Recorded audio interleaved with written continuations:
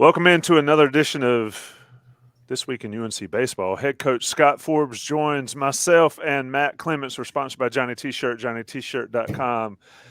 Coach Forbes, I was looking forward to this conversation. We talked after the game on Saturday and Sunday, and I always like to come back to a coach after they've had the time to sort of marinate a little bit on what happened, because I understand post-game locker rooms and press conferences can be spur of the moment and all that kind of stuff. What has changed, if anything, over the last 48 hours or 24 hours after you've had an opportunity to sort of digest what happened in Boshamer this weekend? I mean, a lot hasn't changed.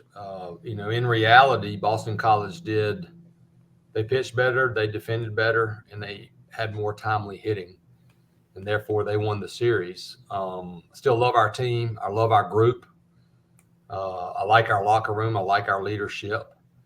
And if anything, I would say for me as the head coach, coming in this morning even more motivated to help these guys recover, help them through it, and help them have a better week ahead. So what does that look like from a coaching standpoint? Yeah, the guys know what we believe in here, and that is that there's no secret recipe or no secret sauce. It's good old-fashioned hard work. We learned that when I played at North Carolina Wesleyan. I'm thankful that I played at a Division III. I'm thankful that I coached at a mid-major where you had to do all the field work, and I believe it. And our guys know that how much we believe in working through those hard times, and that if you don't work hard and sustain hard work, you want to work smart. We're not going to go out there today and practice for 5 hours because we just played 3 games. But if anything, when you lose some games, it can help reiterate, like, here's where we really have to get better. And if you look at the games in the last 2 weeks that we've lost, besides the 4-4 runs against Boston College late on Saturday, we had a chance to win every game, even that game until late. We were ahead. We're going to go to work. We're going to get in the weight room. We're going to get on the field. We're going to practice, and we're going to try to improve. Coach Forbes, can you talk about, there's the starting pitching that you had this weekend? Obviously, you were pretty disappointed in the short outing from Max Carlson on Friday, and then Bovair pitched to Jem on Saturday, and then Knapp didn't have as off-speed stuff, it seemed, on Sunday, but he just seemed to grit through that performance.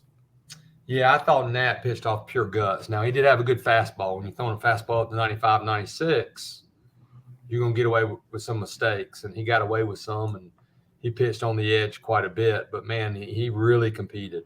Bovair was outstanding, and Carlson just didn't pitch well. And, that Friday game, we didn't come out on top. We had to use AC for almost 50 pitches. We had to use Poston for 3 innings. 2 of our top relievers, we had to use Dalton Pence, and that definitely affected the bullpen the next 2 days. So we got to get better, more length, and Bovair will pitch Friday against Virginia Tech. Knapp will pitch Saturday, I believe. We might go Friday, Sunday Knapp, and name a Saturday starter later this week. But right now, my plan is to go Bovair Friday, Knapp Saturday, TBA Sunday, and we will start Dalton Pence tomorrow on a pitch count.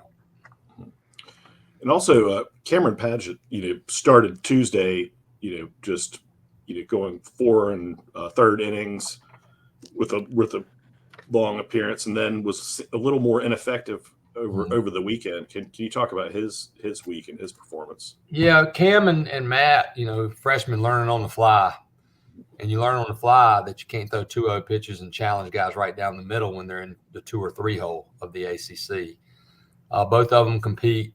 Cam, I don't think he was tired. I think he had those 3 days. I just don't think he made as good a pitches as he did against UNC Charlotte. UNC Charlotte has a good lineup. They don't play in the ACC. But Cam doesn't strike a lot of guys out either. And if we get more length on Friday and we're able to go to an AC or a Poston or a Pence, one of the 3, on Saturday, Cam's not pitching. But we'll work with Cam, about the difference in starting a game and the difference between starting and coming out of the bullpen and trying to be good at both. One thing Tomas Frick said post-game to us is that he felt like Carlson going to the bullpen, and I'm paraphrasing him, will let him be more free because he felt like he wasn't really pitching like he should or he has and all.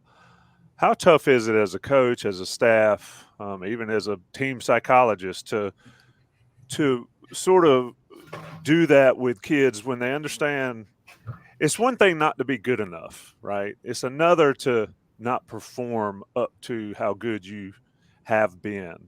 Just sort of discuss that in your dealings with these guys over the last couple of weeks, because they've been right there, but it seems like the same thing or very similar things aside from a bad bounce. I've never seen a bounce like that, but on Friday night, how does that work within the minds of these guys?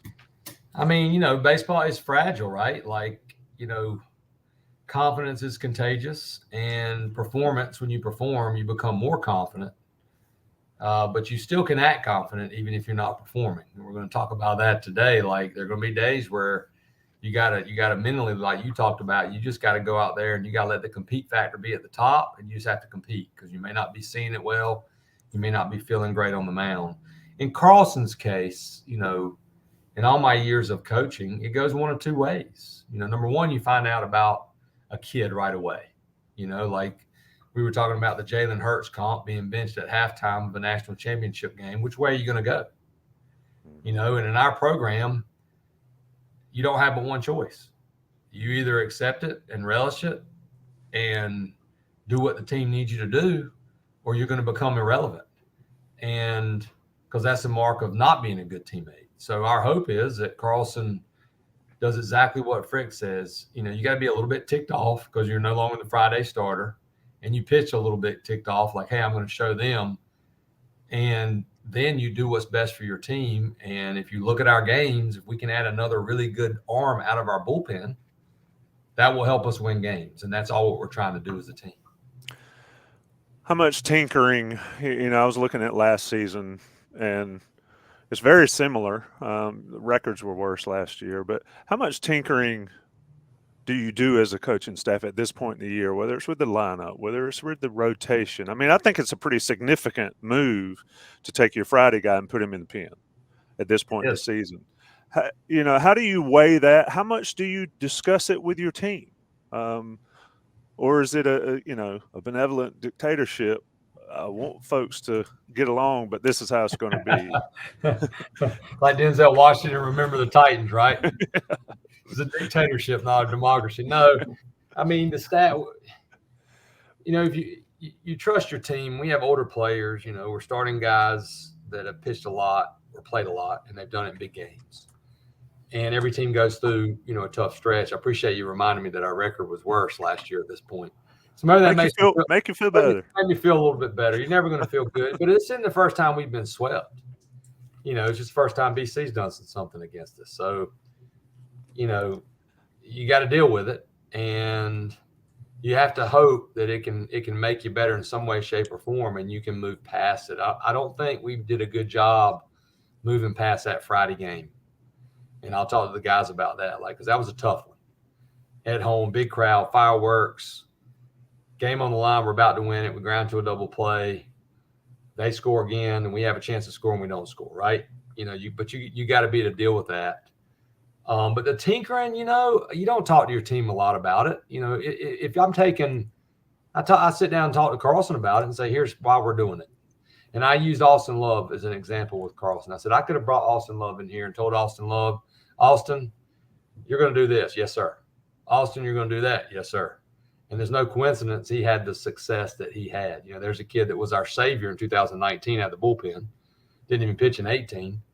Redshirt, as a matter of fact. And then we needed him to be a starter, and he worked as a starter. And I told Carlson, I said, this is what the team needs. And same reaction. Awesome kid. Yes, sir. I'll be ready. So you don't talk to the team about it much, but you do look at it. It's easier to tinker with things when you struggle and you can't be afraid. But you also, what I've learned, you could have won the last 18 out of 20. But if a change is going to help your team improve, you got to have the kahunas to make that change. In 2018, we were playing well at the time, but we still weren't playing as well as we thought we could, and we started leading off Kyle Datras. He's not your prototypical leadoff hitter. And you look at your lineup, you look at our lineup right now, Tommy and Matt, you look at it, we're getting hits. We're getting on base. In the last 2 weeks, we just hadn't done a lot of damage when those guys are on base. So we've got to work on that. But do you change the lineup to try to say, okay, maybe if this guy comes up, he's more apt to do damage? So those are the type of things that we've been talking about this morning as a staff. I mean, on that note, Pat James came up with a stat that where the Diamond Heels this week were 0-18 with the bases loaded, with a hit by pitch and a walk, getting 2 runs batted in. I mean, how do you hitting's contagious, but then you get to the point where you're ready to open the floodgate and no doubt. I mean, it's like how do you psychologically prepare players for that level of pressure, and that's the time when the pressure should be on the other team. So you try to, you said it best. Number one, you remind them the pressure's on the other team. Use that to your advantage, but then you try to simulate it the best you can in practice. That's what we'll do today. We'll set the machine up. And today we're all doing situational hitting. If a runner gets a leadoff single, no outs, we have second and third, whole infield's back. All it takes is a ground ball to first base, and you got a runner at third. You already scored a guy, and another ground ball scores 2 runs. I think the issue with our guys is they're trying so hard with the bases loaded, but they're not just having it at bat. Mac's a great example. You look at Mac, some of his swings, it looks like he's trying to hit the ball over E-House with the bases loaded, but he leads off the game in the 9th when we're down by 1 run against Boston College and hits a laser right up the middle. So that's what we're going to work on today, slowing it down, not seeing those base runners, understanding too. I'm glad you asked me about this because this is what all we talked about. How can we help our guys have more success in these situations? And reminding them that just sometimes a good at bat means the next guy has to do it. Mm-hmm. You have to take a walk, and that may be only 1 run. And you have to trust that your teammate, next guy up, is going to do it. And that's what we're going to work on hard today. Yeah. On a somewhat related note, it also seems like Boston College really worked very hard at shutting down the running game for the Diamond Heels. I mean, they put a lot of attention on Mac and on Vance. Can you talk about how they've got to, step it up to win that cat and mouse game? At the end of the day, we were 1 for 2 in stolen bases. They were 3 for 3. It's on the pitcher, number one. If you're fortunate to have a catcher that's got a bazooka, that helps. But if you don't and you're quick to the plate, what they did a good job is varying their holes, being quicker to the plate.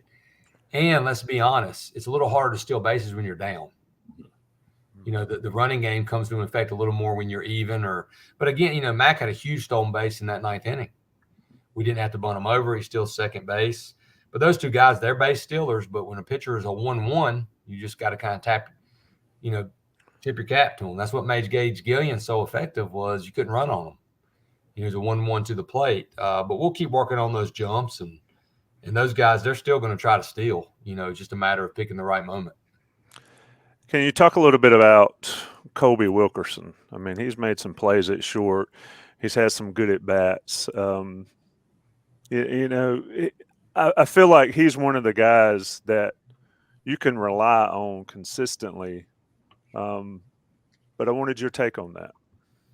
Yeah, Colby's been phenomenal. I think his defense has been – that's one area. You want to always focus on – you got to be honest with your guys and you need to challenge them. But, again, being negative ain't going to do us no good. However, you want to focus on what you're doing well, and we're trending up defensively. We haven't made many errors in the last 2 weeks. One was on Mac, a throwing error in the outfield, and one was on Mac, a throwing error at third base. And they gave Colby an error on that really tough play that I honestly thought Stoke should have scooped when he was coming, towards our dugout and slung it across his body. But, that's what we're going to talk to our pitchers about. You cut back on those free passes, we're making plays behind you. So we got to cut back on those walks. You got one of the best shortstops in the country that can get anything and make a play. So he's been huge for us, and he's going to be huge for us down the stretch for sure. Mac in the out. I've got a bunch of questions. God, we can sit down forever. Mac in the outfield. Are you liking that? And the reason I asked that is that throwing area you mentioned. Now I think that was Friday. Was a couple of those Friday? I mean, that's a one-run game, and those errors were big. You got Johnny at third. Johnny struggled at the plate. We talked about tinkering and wiggle and all that. I mean, are you still comfortable with that, with Horvath being out there? Because Horvath gives you range in the outfield, but I think you lose that range at third base. And there was some plays at third that Mac may have made that Johnny couldn't. Yeah, I think you're accurate. And you guys know me now. You've been around me long enough. I'm never going to be – I believe in being honest with our players. I'm never going to bash a player. And – I believe in Mac in both places. We've also believed in Johnny. Johnny's done a lot of really good things, but obviously Mac, he's faster and he has more range. And you're playing Johnny to get his bat in the lineup. So you have to make a decision. Okay, if you feel pretty good about that, well, then we might have to make an adjustment like we did with Colby last year. We might just say, okay, we're just going to play our best defense right now, and we'll go from there. So I think you could see Johnny at third some still, but you also could see Mac. And the kicker now is obviously, and this isn't an excuse because you still can lose the game. When you lose a guy that had really taken a step forward that was hitting almost 370 or 380 and Patrick Alvarez, it's a plus defender, you have to make some different decisions and move guys around, right? Because Patty's probably playing left field and Mac's probably playing third. Potentially. So now that Patty's out, at least until after exams, he had hamate surgery on Friday. He's a tough kid. Maybe he'll come back sooner. It is what it is. So we just got to figure out, okay, if we move Matt back to third base, who plays left field? Who's that going to be? And go from there. Let me I do want to ask you about the season as it's trending as a whole, but I'd be remiss if I didn't talk. So we were in the press box talking about, and I got a lot of opinions, but I said, and some. So does everybody else. Yeah, and most of them. That's one thing we all have is an opinion. But if I'm looking at this team, and I want to say Hunter Stokely, and then Casey Cook are your MVPs so far. Can you just talk about Stoke and the way he's playing? I mean, that dude seems to get a hit every time you need it.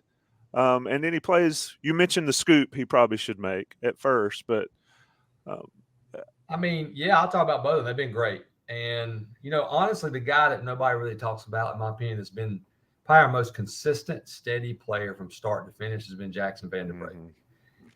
And what a credit to that kid. Didn't start opening day. Gets in there, had some shoulder issues, had to get a shot in the shoulder. Shoulder's getting better.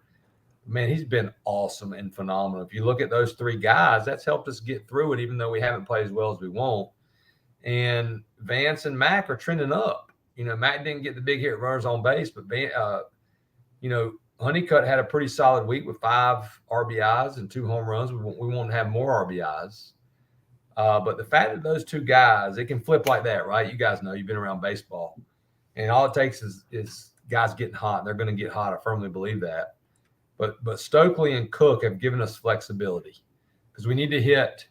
You got, obviously, Honeycutt, Horvath, Cook, Stokely, Frick, and Vanderbrake. You got to hit those guys in the top 6 right now. And then Osuna, who hit in the 5-hole last year, starting to show signs of coming out. He's still going to strike out here and there, but he's having better at-bats. He's getting on base more. He's driving the ball more, and he's striking out less. This week he didn't have as many. He only struck out 3 times against Boston College. And then Colby, we moved him up yesterday, but I'm going to settle him in back in that 9-hole. Those two guys have allowed us to do that. Stokely has worked. He's led. And that makes me even more excited about the potential moving forward, even though I call it the weekend of the sweep. Misery loves company, I guess, but we weren't the only team that got swept this weekend. We just happened to get swept at home. But in our league, it's going to happen. You better be able to move on quickly. And I think, hopefully we have the group to do that. But, man, Stokely and Cook, it's been awesome to watch them do what they've done. I like to see Cook drive the ball more. Right. I like to get it where he would drive the ball in the gap a little bit more. So we might even tinker with the lineup a little bit this week. Those 6 guys are still going to hit in the top 6. But how can we be more productive? Like Matt said, I don't want to be 0 for 18 with the bases loaded. Maybe we need to mix it up a little bit. Yeah, when you talk about that, I mean, the Diamond Heels have a lot of work ahead of them to achieve their goals. Looking at the RPI and the nitty-gritty report right now, North Carolina's at 47th. That's a rough spot to be in right now. But obviously, last year, the team got hot. And so, looking at it like that, the ACC is just an absolute bloodbath in, teams hovering right around 500 in the league. How do you differentiate? It's going to come down to last weekend. Appreciate you reminding me that telling me we're 47th. Try not to look at those. Sorry. And I don't want the guys to, they've been through it. I don't need to talk about last year, but so much. But we put ourselves in this situation. So that's just the reality. So what are we going to do about it? How are we going to play down the stretch? Are you going to play tight because your RPI is 47? Or are you going to strap it on and get it done? And that's going to be my challenge today is let's move forward and get it done because it can flip in a second. Ole Miss last year at this time was dead in the water and they won a national championship. So, it's more taking the attitude of nobody thinks we can do it, and saying that use that as an advantage for us. This week in UNC baseball with Scott Forbes. Scott, I'm going to ask you a fun question to get out of here. It's been a rough week. You got UNCW on Tuesday, and then have fun with that bus ride to VTech. See the weather forecast? It's got to be raining, right? In like 25 degrees. Wind will be howling out. But like Matt said, we don't have anything tough ahead of us. There's no game you can't win. That's for sure. When it's easy, it's easy. It's more gratifying when it's harder. Absolutely. Let me ask you a question, though. Shout out to Grace from the DTH. We did a poll. Jody was in it on top 5 baseball movies. And it's posted in the press box, right? So you need to walk over there next door and check it out. Give me your top 3 baseball movies off the top of your head, and then you can go compare that to the list that's in the box up there. My top 3, no particular order: Bull Durham, Sandlot. I just love that movie. Always have loved it. I don't know why. It just kind of takes me back to being a kid. And then the third one would probably be a close tie between For Love of the Game and Major League because they're opposite movies. But if you need a laugh, you got the first Major League. So those are, I probably go For Love of the Game, maybe put Major League more with the Sandlot. Nice. I had Sandlot number 1 for what you said. I mean, it is classic growing up baseball movie. Well, that's what that's what these kids need now. I mean, let's just call a spade a spade. You got Twitter, you got Instagram, everybody's got an opinion, and these kids read it, and what I explain to them is none of those opinions matter. If somebody bashes you as an 18 to 22-year-old, what does their opinion matter? But that's the reality of where we are right now. Everybody's looking for something to complain about or bash these kids about, instead of doing the opposite. And I told them, I said, man, your true supporters and fans, they're going to be pulling hard for you.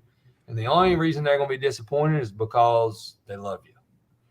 And that's what a movie like that, goes back. You didn't have any of that BS. You didn't have everybody having an opinion. So challenging those guys like, hey, man. And I would challenge our fans the same way. If you're at the game, man, pull for Vance Honeycutt, pull for Matt Horvath, pull for these kids. These are kids. These are kids like what's his name said at Oklahoma State. I'm the grown man. If you want to take any shots, feel free. It ain't gonna bother me. I'm 48 years old, but these kids, like we care about them and we love them, and they need everybody's support, and that's going to help them succeed.